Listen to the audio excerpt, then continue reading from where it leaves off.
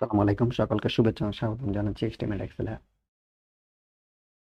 আপনাদের সাথে আজকে আমরা এক্সেলে কিভাবে আপনার দুটা সেলের ভিতরে যখন আপনার টেক্সট এবং গিয়ে ভ্যালু দুইটাই থাকবে, ওই দুইটার মাল্টিপ্লাই কিভাবে করবেন। তো আমরা এর আগে আপনাদেরকে একটা আমাদের টিউটোরিয়ালে দেখিয়েছিলাম যে কিভাবে আপনার টেক্সট আর ভ্যালু যখন একত্রে থাকে তখন এটাকে কিভাবে সাম করতে হয়। আজকে আপনাদেরকে দেখাবো যে টেক্সট এবং ভ্যালু একত্রে কিভাবে মাল্টিপ্লাই করতে হয়। তো আপনার স্ক্রিনে দেখতে পাচ্ছেন যে একটা আমাদের এখানে ডেটা দেওয়া আছে, বিভিন্ন প্রোডাক্টের নাম দেওয়া আছে এবং গিয়ে সেই প্রোডাক্টগুলোর ইউনিট প্রাইস দেওয়া আছে পার কেজিতে এবং টোটাল ইউনিট দেওয়া আছে একটা। আর আমরা এখানে টোটাল অ্যামাউন্টটা বের করব। তো এইখানে দেখেন যে আমরা বিভিন্ন প্রোডাক্টগুলোর ইউনিট প্রাইস দিয়ে রেখেছি এবং এখানে আমার টোটাল ইউনিট আছে। তো এখন আমরা যখন নর্মালি কি করি যে টোটাল প্রাইসটা, ইউনিট প্রাইসটাকে আমরা টোটাল কোয়ান্টিটি দিয়ে যখন মাল্টিপ্লাই করি তখন আমরা টোটাল অ্যামাউন্টটা পেয়ে যাই। মানে কস্ট বলেন বা এক্সপেন্স বলেন বা প্রোডাক্ট প্রাইস বলেন, সেটা আমরা পেয়ে যাই। তো এখানেও ঠিক সেমভাবে আছে, হলো গিয়ে আপনার রাইস দেওয়া আছে, এটা হলো গিয়ে পার কেজি 60 টাকা এবং টোটাল ইউনিট দেওয়া আছে 50। তো আমরা যদি এই ঘরে টোটাল টাকার অ্যামাউন্টটা বের করতে চাই তাহলে কি করবো? জাস্ট আমরা ইকুয়াল সাইন দিয়ে আমরা আমাদের ইউনিট প্রাইস সিলেক্ট করে দিয়ে এরপর আমরা টোটাল ইউনিটটা এটার সাথে মাল্টিপ্লাই করে দিই। তো দিয়ে এন্টার করে দিলে দেখেন এখানে কিন্তু আমাকে ভ্যালুটা আসেনি, এখানে আসছে কি ভ্যালু এরর। তো বাকিগুলো যদি দেখি কি হয়, তার মানে আমার বাকিগুলো তো ঠিক সেম আসছে, কারণ বাকিগুলোতে ভ্যালু ভ্যালু এরর দেখাচ্ছে। ভ্যালু এরর দেখানোর কারণ এইখানে কি আপনার টেক্সট এবং গিয়া নাম্বার দুটাই আছে, যেটা আপনার টেক্সট এবং নাম্বার একটা একটাকে আপনার সাপোর্ট করতেছে না, এই জন্য ভ্যালু এরর দেখাচ্ছে এখানে। তো আমরা যদি নর্মালি যদি এখানে ধরেন টেক্সটটা রাখলাম, শুধু টেক্সটটা তুলে দিলাম, শুধু ভ্যালুটা রাখলাম, তখন কি আসে? দেখেন তখন কিন্তু ঠিকই আপনার মাল্টিপ্লাই হয়ে যাচ্ছে। কিন্তু আমার যখন দরকার পড়ে যে আমার ভ্যালু এবং টেক্সট দুইটাই থাকবে, দুইটা একত্রে করে আমি মাল্টিপ্লাই করব, তখন আমরা কি করব? এখন জাস্ট আপনাকে একটা সিম্পল একটা কাজ করতে হবে। এটা আপনার এই যে ইউনিট প্রাইস আছে না, ইউনিট প্রাইসের পুরো ঘরটা মানে যতটুকু আছে সিলেক্ট করে নেবেন, অথবা আপনি পুরোটা ডিলিট করে দিয়েও সিলেক্ট করে নিতে পারবেন। অথবা শুরুতে আপনি যখন কাজ করবেন, কাজের শুরুতে আপনি আপনার যতটুকুর ভিতরে আপনি টেক্সট এবং ভ্যালু রাখতে চান, এটার জন্য সেই কলামগুলো সিলেক্ট করে নিলেন। তো আমরা আমাদের যেহেতু ডেটা গিয়ে এখানে গিয়ে B2 থেকে গিয়ে B10 পর্যন্ত, তো আমরা এইটুকু ডেটা সিলেক্ট করে নিলাম। এরপরে যেটা করবেন, Ctrl+1 প্রেস করবেন। আপনাদেরকে আমি কিবোর্ড থেকে দেখিয়ে দিলে মানে সবচেয়ে ভালো হয়।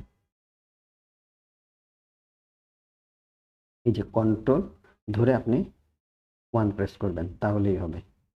তো নর্মালি প্রথমে যেটা করবেন, আপনার ডেটাটাকে সিলেক্ট করে নেন।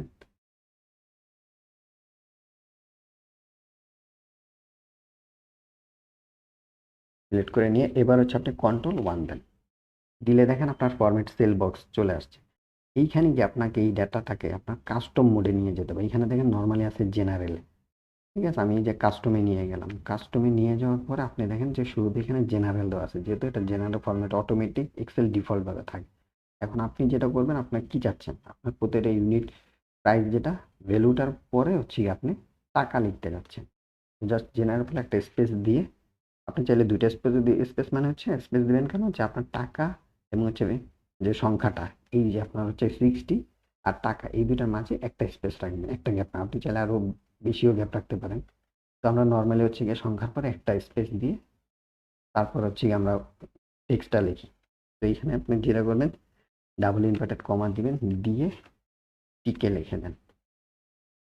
টিকে লিখে দিয়ে ইনভার্টেড কমাটা ক্লোজ করে দেন। ক্লোজ করে দিয়ে কি আপনি ওকে প্রেস করেন। এখন এটা আপনার কাস্টম ফরম্যাটে চলে গেছে। এইভাবে আপনি করতে পারেন। আর একটা ভাবেও করতে পারেন, Ctrl+1 গিয়ে আপনি জেনারেল না করে আপনি গিয়ে জেনারেলটা তুলে দেন, ঠিক আছে? জেনারেলটা তুলে দিয়ে আপনি গিয়ে হ্যাশ সাইন ইউজ করে, হ্যাশ সাইন ইউজ করে একটা স্পেস দেন, দিয়ে ডাবল ইনভার্টেড কমা দেন, দিয়ে সেটার ভিতরে টাকা লিখে দেন।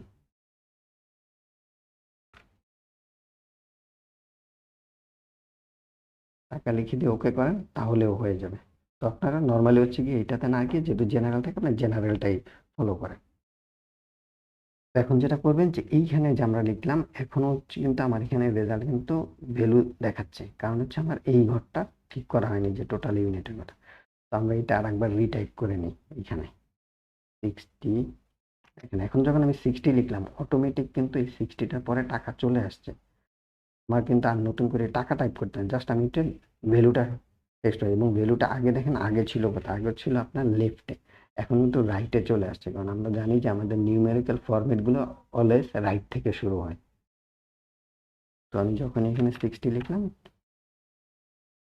রাইট সাইডে চলে গেল 120, 240, 120, 185, 65, 50, 100।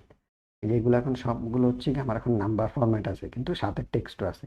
এরপর আমরা টোটাল ইউনিটটাকে আমরা একটু কনভার্ট করে নিই কাস্টম মোডে, আবার কন্ট্রোল 1 প্রেস করলাম, কাস্টমে চলে গেলাম, জেনারেল ছিল, জেনারেলের পরে জাস্ট একটা স্পেস দিয়ে হচ্ছে গিয়ে ডাবল ইনভার্টেড কমা, ভিতরে আমরা কি লিখতে চাচ্ছি কেজি, জাস্ট কেজি লিখে হচ্ছে bracket double inverted comma close করে দিলাম, দিয়ে এবার ওকে। এবার এইখানে আপনি যেটা করবেন এইগুলোকে রিটাইপ করেন 50, 60,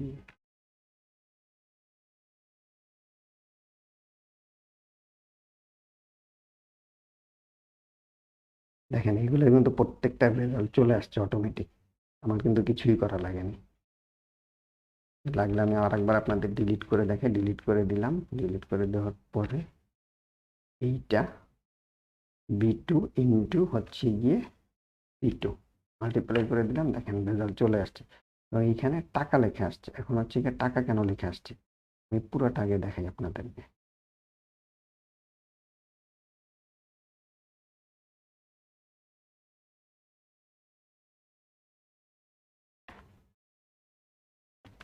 এখন সবগুলোতে টাকা লিখে আসছে, কারণ হচ্ছে আমি আগেই এখানে হচ্ছে টাকার লাইনটা আমি আগেই বসায় রাখছি, যে দেখেন কন্ট্রোল 1-এ যাই, এই যে দেখেন আমি আগেই জেনারেলের পরে স্পেস দিয়ে টাকা দিয়ে রাখছি, এই জন্য হচ্ছে এটা টাকায় চলে আসছে। অথবা আমি যদি ধরেন এখানে টাকা চাচ্ছি না, জাস্ট শুধু নর্মাল জেনারেল টাকা লেখা আসবে, যে তখন শুধু আপনাকে সংখ্যাটা দেখাবে। আর যদি আমি চাই যেটার পরে টাকা লেখা, তাহলে জাস্ট আপনি আবার কন্ট্রোল 1 দিয়ে কাস্টমে যাবেন, কাস্টমে গিয়ে এইখানে হচ্ছে গিয়ে আপনি ডাবল ইনভার্টেড কমা দিয়ে তার ভিতরে হচ্ছে গিয়ে টাকা লিখে ডাবল ইনভার্টেড কমা ক্লোজ করে ওকে দিয়ে দেন, দেখেন টাকা চলে আসছে। আবার যদি এমন হয় যে আপনি চাচ্ছেন টাকা আমি লিখবো না, আমি চাচ্ছি এগুলা কারেন্সি আকারে আসুক, মানে বাংলাদেশের কারেন্সি বিডিটি, সেই বিডিটি লেখাটা আসুক, জাস্ট আপনি যেটা করবেন তখন এখানে গিয়ে কন্ট্রোল 1-এ গিয়ে আপনি হচ্ছে গিয়ে এখানে কি চাচ্ছেন, আপনি কারেন্সি চাচ্ছেন, জাস্ট এখানে কারেন্সি সিলেক্ট করে দেন, কারেন্সি সিলেক্ট করে আপনি কি সিম্বল চাচ্ছেন, এইখানে গিয়ে আমরা টাকা সিম্বল, টাকা সিম্বল হচ্ছে বিডিটি, শুধু জাস্ট বি টাইপ করেন, বি টাইপ করলে বিডিটি, এই যে দেখেন বিডিটি আছে, আপনি এখন সিলেক্ট বিডিটি সিলেক্ট করে ওকে করে দেন, দেখেন এই যে সবগুলোর আগে বিডিটি চলে আসছে। আবার দশমিকের পরেও আপনার ডেসিমেল চান, আপনি যদি ডেসিমেল না চান এইখান থেকে আপনি ডেসিমেল রিমুভ করে দেন। এখন আপনি যদি চান যে না বিডিটি থেকে আমি চাচ্ছি একদম লেফটে চলে আসবে আর আমার টাকার ভ্যালুটা চলে আসবে হচ্ছে রাইটে, আপনি তখন এইখানে গিয়ে এই যে কারেন্সিতে সিলেক্ট করে দেন, অথবা হচ্ছে আপনি নাম্বারে সিলেক্ট করে দিলেও হবে, নাম্বার সিলেক্ট করে দেন তাহলেও হবে।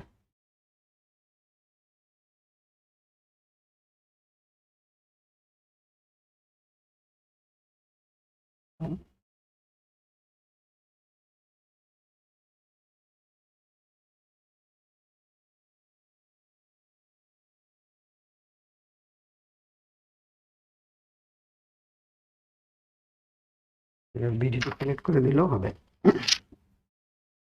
তো আশা করি আপনারা বুঝতে পেরেছেন কিভাবে হচ্ছে গিয়ে আপনারা আপনাদের ডেটাগুলোকে হচ্ছে গিয়ে সকল যখন আপনারা হচ্ছে গিয়ে টেক্সট এবং ভ্যালু একত্রে থাকবে ওইটাকে হচ্ছে গিয়ে কিভাবে হচ্ছে আপনারা মাল্টিপ্লাই করবেন। আমাদের একটা টিউটোরিয়াল আপনাদের দিয়েছি কিভাবে এটা সাম করতে হবে, সেটাও আপনাদের ওইখানে দেওয়া আছে, আপনারা ওইটাও দেখতে পারেন। সামটাও ঠিক সেম এইভাবেই, জাস্ট হচ্ছে আপনি ভ্যালু আর টেক্সটটাকে যখন একত্রে করবেন জাস্ট কাস্টম ফরম্যাটে নিয়ে যাবেন, কাস্টম ফরম্যাটে নিয়ে সাম করলেই হবে। তো আজকে এই পর্যন্তই, পরবর্তী টিউটোরিয়াল দেখার আপনাদের আমন্ত্রণ রইল। আল্লাহ হাফেজ।